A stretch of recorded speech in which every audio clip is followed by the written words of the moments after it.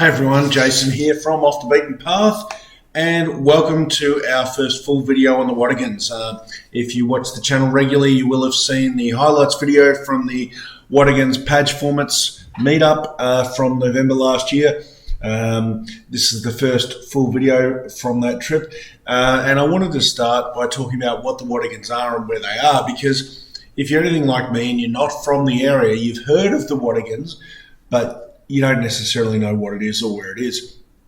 So the Watagans are an area of state forest and national park located about an hour and a half or so north of Sydney and probably just north of Wyong, which is north of Gosford. Accessible off the main Sydney-Newcastle freeway, just to the west side of that.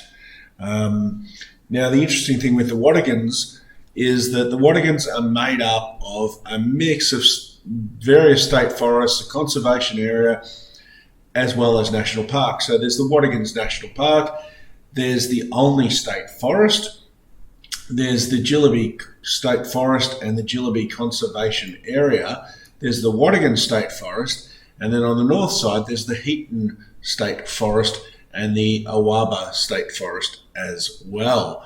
So it's quite a large area, and one of the reasons that I'm told from some of the guys that I met at the Patch Formats meetup, one of the reasons that it's quite popular is that it's one of the few, if not the only place on the north coast of New South Wales, close to Sydney, that offers free camping, which is where we camped at one of the free camps within the Olney State Forest. So we'll go to the Watagans, but we actually camped in the Olney State Forest. So look, I hope that gives you a little bit of an introduction to the area, and let's get into the video proper. So here we are, everybody. After trying to enter the Watagans on the northern side via Mount Fork Road, and as you saw on the map there, discovering that it was in fact closed, we realised that we had to come in through the other way, which was Martinsville. So turned around, came back down in through Martinsville, and that's where we are now, coming in on the Martinsville Hill Road. Also closer to Martinsville, called the Watagan Road. I think it's got a couple of different names. And yeah, that's like a lot of access roads. It's a nice two-wheel drive road, pretty easy to access, and yeah, nice comfortable drive. Now, one thing I noted with the Watagans straight away was that there's a myriad of side tracks everywhere. So as you can see here on the video, I've just seen one and jumped on it straight away. So like I've been on the bitumen for like 6.5 hours to get here. I was pretty keen to get some decent dirt under the tyres and just have an explore. Before coming here, as always, I've been busy with work, so I really hadn't had a lot of time to do any research on the area, you know, look at where the tracks were, all that sort of thing, which is probably why I followed the signs and went to come in via the Mount Fork Road, only to find that that is shut. And as I post this video, I believe it could be still shut. Double check that before heading to the area. It was a fairly significant landslip there. So one of the things that I sort of fairly quickly figured out is that there's the main roads through the Watagans area, which, as you heard in the intro, takes in a whole host of different areas, and they're all two-wheel drive accessible. And then coming off them is a lot of side tracks, some of which loop around, like that little one you just saw me drive then, and others, there's a whole heap of them that are actually dead-end roads or dead-end tracks and don't necessarily loop back around to anything in particular, particularly once you get a little bit further in. So this one's a good example. This is Abbott's Road that we've turned onto. Now, I had actually thought that this on one of the maps I was looking at on my computer, on my phone, I think, it looked like it might link up to the camping area where we were camping. So I thought I'd try it out anyway. I had time and was keen to explore a little bit. So I started off fairly gently, and then before too long, I found myself here at this section with quite a large washout where most of the track has actually been washed out or eroded, and I think that's probably partially wheel damage and a hole that's been dug by people spinning their tyres trying to climb back up, and I think a fair chunk of it is actually just water erosion. So keeping in mind this was back in November 2022 when we were here at the Watagans, and that was just after there'd been significant rain events throughout most of New South Wales. So track conditions everywhere were markedly different to what they had been. So generally, if I'm driving this kind of stuff, I like to have a spotter. There was no spotter available at this particular time, so I set the camera up on a tripod, and I just recently actually purchased a tripod to try and do a little bit more of external shooting when I'm by myself, and thought I would give it a go. So I took it pretty slowly. So for those of you who regularly watch the videos on the channel and saw the Watagans highlights video, you've seen this footage already in the intro to that video, but I sped it up because I was driving so slowly here, and I'm pretty sure I cut this section out where I got out of the car and had a good look and moved some rocks around.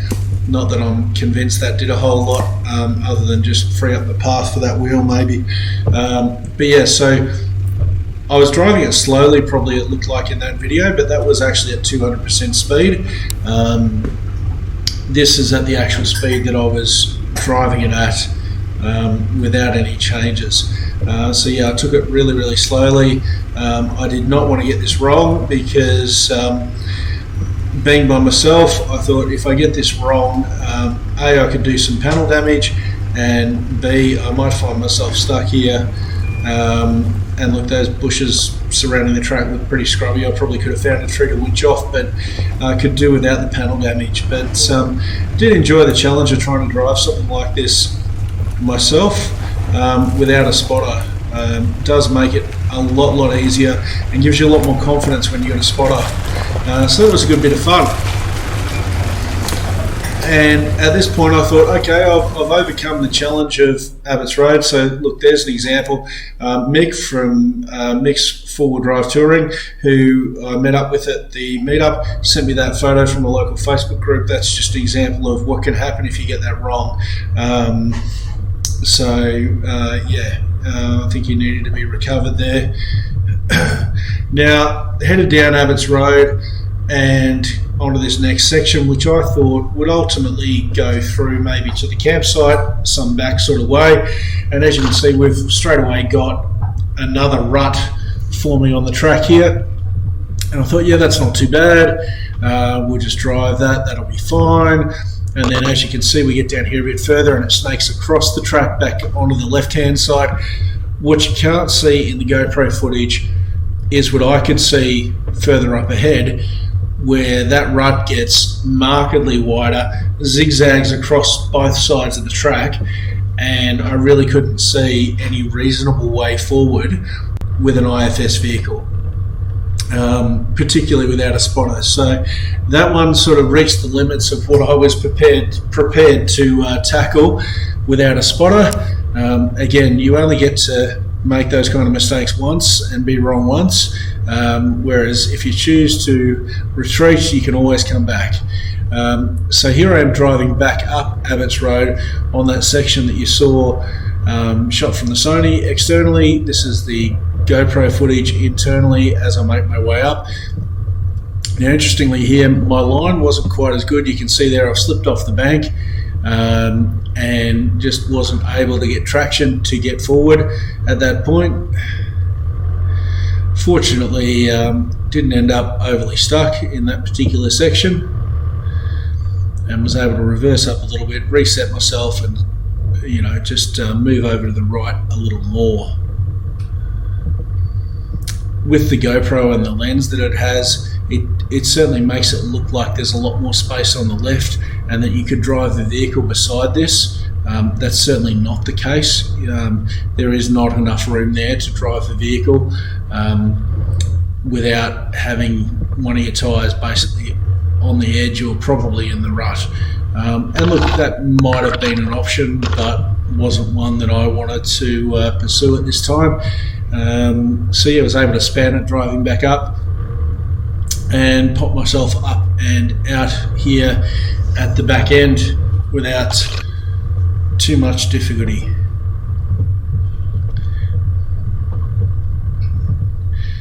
So from here I headed back out onto the main road, which is, I believe, called at that point the Watagans Forest Road. And there's a number of campgrounds in actually the Watagans State Forest. This is the Pines campground, really popular one. The one we were camping in was next door to this. I wasn't 100% sure, and I just kind of wanted to go and check the campsites out anyway. A bit of a bonus at this particular campsite, the guys from Delika the World were having a meet up there, so there was more Mitsubishi Delikas than I've ever seen in one spot before. Cool vehicles, and one I wouldn't mind owning myself one day perhaps. And right near that Pines campground there's a couple of walks to two different little waterfalls, so this is one of them there. This is literally like 3 minutes walk from the actual camping area there, and this one's probably 5 to 10 minutes walk down a short walking track. Well worth the effort, really pretty spot. Not heaps of water coming over on this particular day because we hadn't had a lot of rain recently, but well worth a 10-minute walk to go and check it out. Again, shout out to Mick from Mick's 4-wheel drive touring for pointing out these spots and coming with me to show me where they were. So Mick's a local to this area, and check out his channel if you get a chance. And if you're looking at heading up this way, I definitely recommend you check out his channel. There'll be a link in the video description. He visits a lot of the national parks, beaches, and other sites in this area, and has got quite a good amount of information on his channel about places to go and walks to do if you like to do that kind of thing, as well as driving in your vehicle.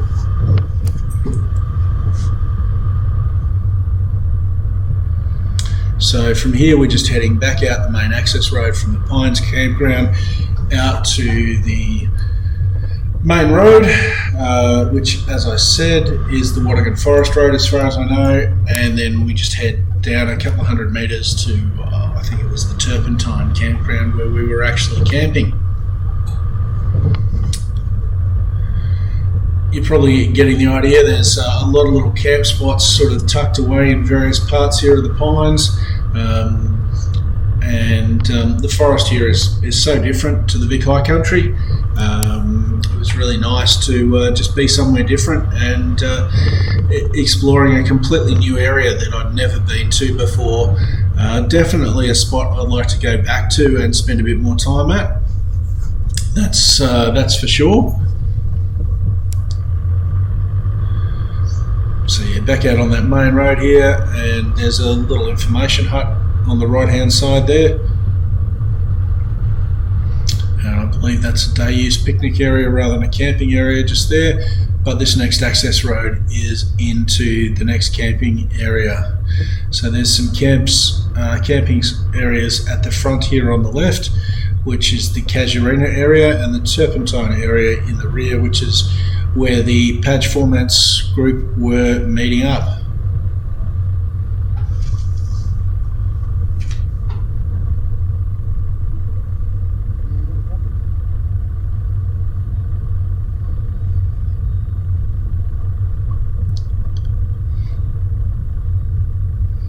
Again, there's a lot of separated camp spots here, plenty of places to find a spot to set up your swag or pitch your tent or park your van, whatever your particular accommodations happen to be. And this was the area where we were camping. That's Mick's Gen 3 Pajero there on the right hand side.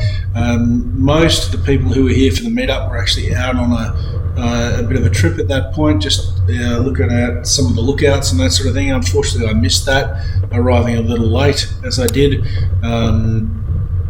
I also travelled the furthest to get there, so I guess that happens. And if I hadn't gone to Mount Fork Road first, I probably would have had some more luck.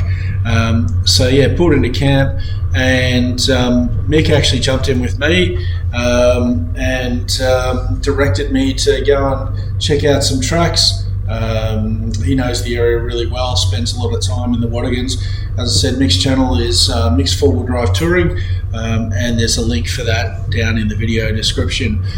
So it was great having him on board in the vehicle with me, suggesting what tracks to take and where to go, and just getting a bit of a taste of the Watagans in the limited time that I had, because I travelled part of the way there on the Friday night, and then stopped at Goulburn, and then travelled the rest Saturday morning, and then had to turn around and head back Sunday to be ready for work on Monday. So nice little obstacle here that we're tackling. You can see the cars on a good angle, and just struggling there to get traction. I was the typical situation with an IFS vehicle where you've got a front and a rear wheel sort of lifting, and it's rocking between the two.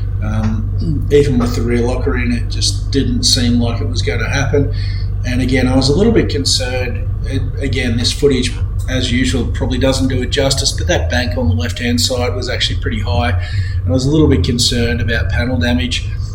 So yeah, we decided to go around. You can see there I've tried to take the shortcut and just drive up the bank, but yeah, it was having none of that. So I did have to reverse up a little further to actually get the wheels to step up the bank and go around the tree. So again, this was a fairly common theme that I found here in the Watagans. A lot of these side tracks, and some of them look back on themselves, had sort of difficult sections that had been rutted out or eroded like this, but they all tended to have bypass tracks as well. You can see that rut just continues on, and there's an even larger rutted out section of track up here on the right hand side. Again, I don't have any interest in any more panel damage than I've already managed to accumulate. So bypassed all that, and jumped back onto the track up here where it was a little more manageable.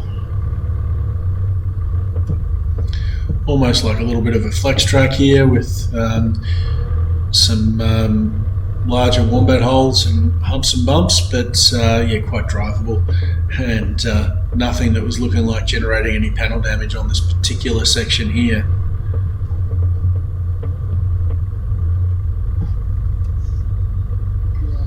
Again, you can see up ahead there, it's quite rutted out, and that bank on the left hand side is quite steep. You might be wondering, well, why did I just drive straight ahead there?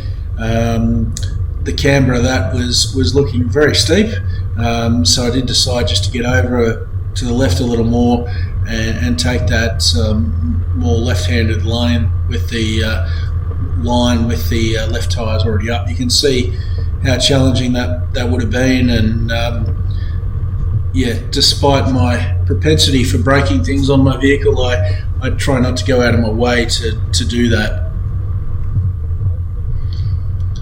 And the rest of this track was quite a nice little drive through the bush.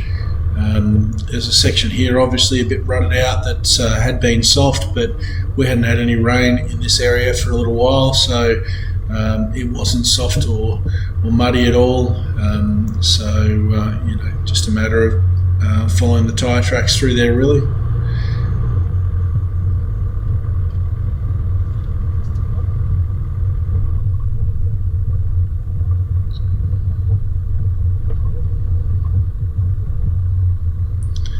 And again, this is another one of the side tracks. And look, some of these early tracks that we went on, I really have no idea of what the names of these tracks might have been.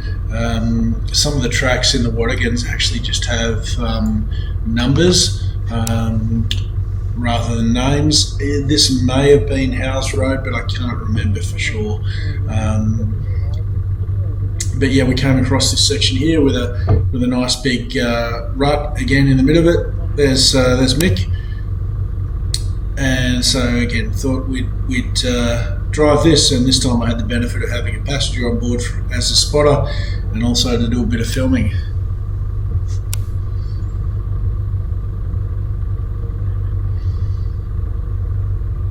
So yes, could have easily driven around on the left-hand side, but you know, circumstances like this where you've got a nice, easy opportunity to practice your wheel and tyre placements, I just a touch right. always take the opportunity when I can to do that and get better at understanding where the vehicle's pretty evenly. actually sitting relative to the track conditions.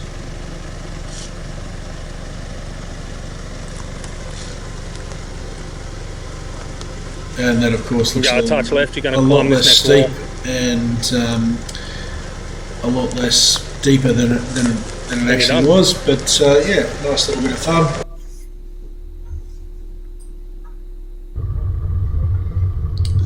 And from there, we just followed the track down a little further. Again, there was evidence that this clay sort of section had been soft at times, but while there was a few little puddles of water here and there, it certainly wasn't soft at this time. So I could see how these tracks in the Watagans would change markedly. If you headed out here after there'd been a lot of rain, I think you'd have a very different experience, and I think a lot of people probably get stuck in those conditions. This is always the case. It pays to let the tracks dry out a little bit before you hit them. So again, this track obviously has had a fair bit of water running down it. It's a little bit rutted and eroded.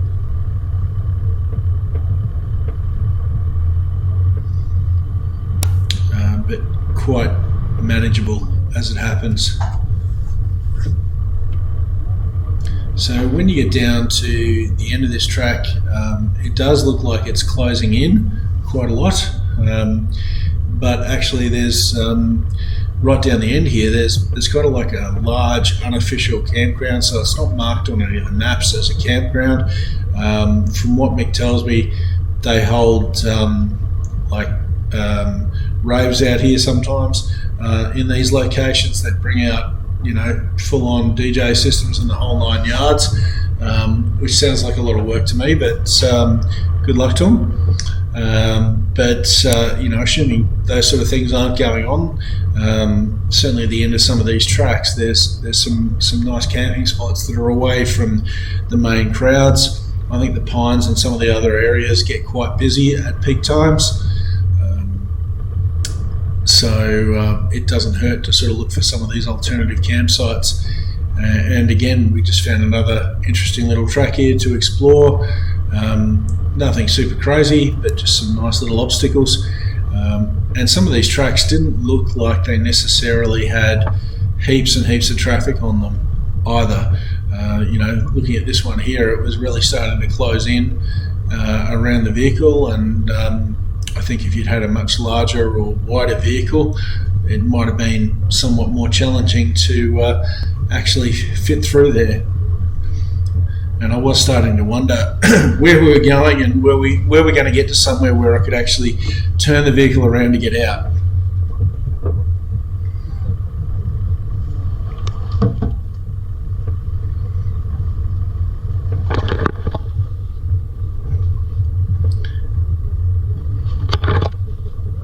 Unfortunately for me, as we come through the bush there, with the odd branch hitting the car and the camera and what have you, we get down to the end here, and once again, it's a nice little campsite right at the end here. The GoPro's not really doing it justice, but there was a little bit of a view off to the right. Yeah, that was pretty cool. And from there, we just turned around, came back out, and then jumped on another track. This one's got a couple of puddles in it there. Again, I think if it had been raining, it would be a very different situation. More of the track would be wet, and that'd be a lot softer, but really firm base and nothing terribly difficult there. You can see this track how it's, again, it's not difficult, but it's all off camber. It's not a very flat track. It's just so different to the kind of stuff you drive in the high country. You don't really see these kind of tracks in the high country. Yeah, it was just cool being somewhere else, driving very different terrain, seeing different tracks.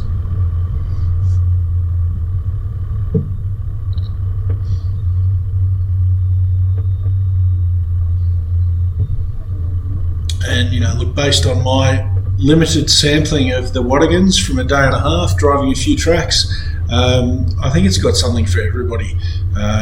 There's tracks like this that are really quite easy and just good fun to drive and explore. You could find some really cool campsites for yourself. And then there's some much more difficult tracks.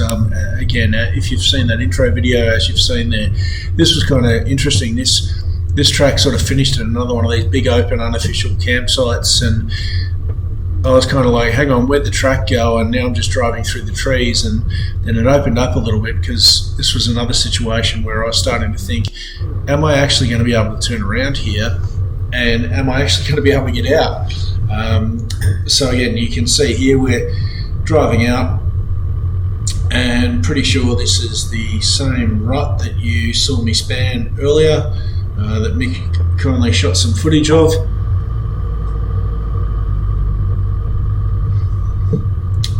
So from there, just back out to the main Watagans Road, and we're heading sort of southeast before turning right to head generally south down to the southern part of the Watagans.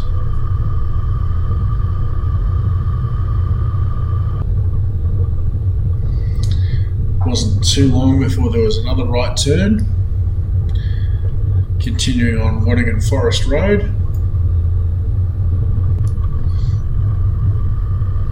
And this was a road that varied markedly in condition.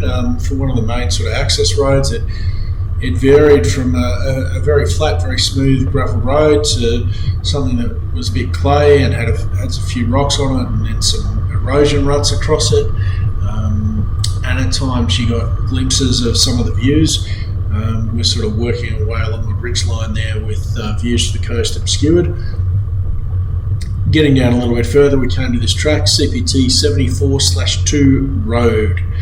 So this is basically a power lines track. It doesn't start off paralleling the power lines, but that's where it gets to. They were actually just behind us. We'd driven under those. This was a track I think Mick hadn't been down before, and I liked the look of the start of it, and I said, well, let's go and check it out. And again, this wasn't a terribly difficult drive. Nice little small rocky climb there at the start. Doesn't look like a track that gets a lot of traffic. And again, given that I'd picked this one and Mick hadn't picked it, I was starting to wonder, again, am I going to get to the end of this and be able to turn around, or am I going to end up stuck in the bush? I had thought it was a power lines track when I started it, but we were spending all this time driving through the bush here and not anywhere particularly near power lines. I was really starting to wonder about that assessment.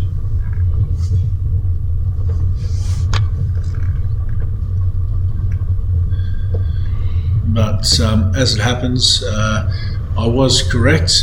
We did come to the end of that bush and out into the open cleared area where the high voltage power lines run. You can probably just make those out coming into frame now. And again, by the condition of this track, you can sort of get the idea, as I did, that I don't think this gets driven particularly often, probably because it doesn't continue all the way through. It is just a one way in, one way out situation. And by the look of that little sucker that was growing in the middle of the track back there, I really don't think it gets driven that frequently. And the size of these big metal power towers, they're quite a ways apart from one another.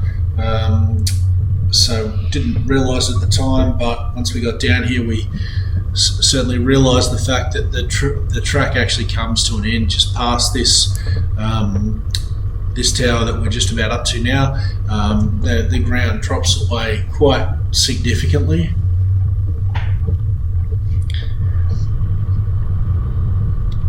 And there are other tracks that provide access to the towers further along for maintenance and what have you. So not your typical power line track, this one, not from what I've seen and driven in the past. But yeah, interesting to explore nonetheless. nonetheless, we sort of got to there and realised that was the end of the track, so turned around and headed out. And it does have an alternate exit, so we veered to the left on the way out rather than just going back out the exact same way that we came in, so it's a little bit of a longer exit than the entrance was. There were a couple of little puddles on the way out, again nothing particularly large, deep or soft, and the track didn't look like it had been driven very regularly at all. I mean, there's obviously a few tyre tracks there, but it really doesn't give you that impression that it's been regularly driven. You can see we're just about back to the road there on the right hand side,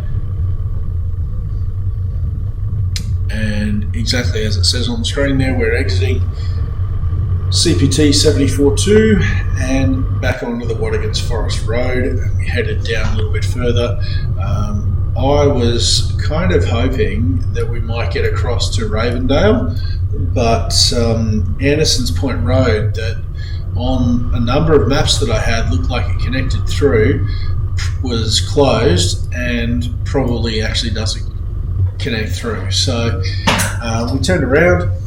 It was getting sort of later in the day by this point as well, and decided to take B Camp Point Road.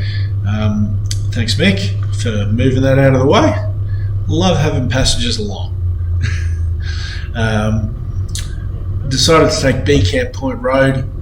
There was a little bit of a lookout and camp spot at the end of this track as well. So again, I don't think this camp spot's marked on any of the maps necessarily. And it was a nice little drive out here. Not particularly difficult, this particular track. Fairly representative of a lot of the stuff that we saw in the Watagans while we were there. And it's not a particularly long track either. Just comes off that main road. So if you're heading south on the Watagans Forest Road, you should find it fairly readily. It is signposted. Did come across this large puddle and stopped and had a look at it and thought, you know what, it might be fairly long, but I doubt it's very soft. So in we go. And that was correct. It wasn't soft at all, and it wasn't deep. Plenty of overhanging branches.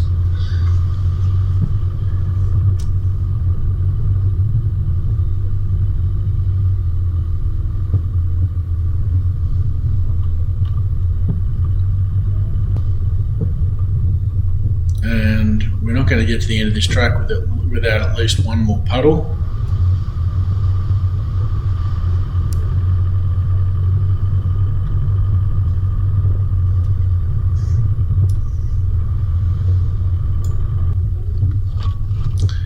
And here we are, just about reaching the end of the track. Nice open area, a bit of a view through the trees. Again, not super apparent from the GoPro footage. You can see remnants of a campfire there. Might be a walking track over the other side there, out a little bit further. But yeah, it was well worth checking out there. Cracking little spot to camp away from the main road and away from the really busy main campsites. So from there, we headed back to the road, and we're heading back towards the campsite. Mick did actually find a nice little back way, and again, I'm not 100% sure where this was. I know it was near the Pines Campground, and it sort of connects through to the Pines Campground, and then we went out and across to where we were camping, but I'm not 100% sure what this track is or where it is exactly.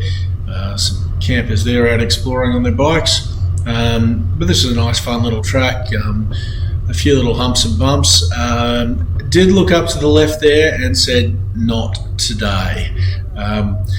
Again, keeping in mind I'm 600-700 kilometres from home, I didn't want to be doing anything that might drastically break the vehicle, and that looked fairly challenging, so we continued on with this much less challenging looking track. Now, from what Mick tells me, this sort of bog hole here, if you can call it that at the moment, can be a lot deeper and a lot softer. There's really nothing to it when we came through it today, but it can be deep and soft, which is why there's that bypass track around to the side. But that wasn't something we needed to worry about today. As I said, it had been pretty fine for a good week or two.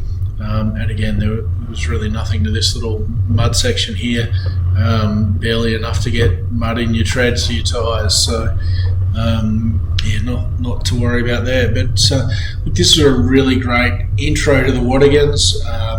Really nice to see a few of the tracks and be taken around and get some information about the area as well from somebody who lives in the area. Again, this is just the very last section, a little bit of water around here. And you can see, again, this looked a lot sort of more undulating than what it actually was. That hump on the left-hand side of the track there didn't really sort of turn into much of anything. And from there, I'm pretty sure we were back out to the pines and on the road and back to camp. So look, I hope you guys have enjoyed this. A little bit of a taste of the Watagans. Not any gnarly four-wheel driving so much in this video. The next video will be German Point Road and some of the stuff around camp, and then the last video will be Creek Road. So thanks for watching as always. Like this video if you liked it, and I'll see you in the next one.